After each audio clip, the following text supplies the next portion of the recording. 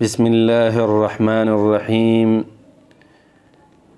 میرے عزیز بھائیوں اور مسلمانوں، 4 قسم کے جانوروں کی قربانی درست نہیں۔ حضرت براء بن عازب رضی اللہ عنہ راوی ہے کہ رسول اللہ صلی اللہ علیہ وسلم سے پوچھا گیا کہ کیسے جانور کی قربانی سے بچا جائے، تو آپ صلی اللہ علیہ وسلم نے ہاتھ کی انگلیوں سے اشارہ کرتے ہوئے فرمایا کہ 4 طرح کے جانور قربانی کے قابل نہیں۔ نمبر 1، لنگڑا، جس کا لنگڑا پن ظاہر ہو، یعنی جو چل نہ سکے۔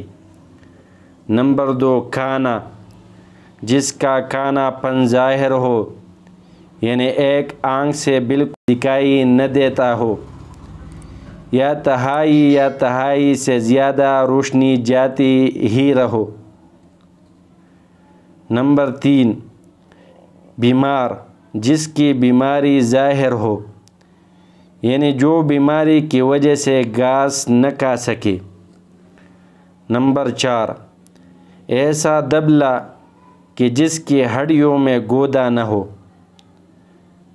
یہ حدیث ترمذی، ابو داؤد، نسائی، ابن ماجہ میں موجود ہے۔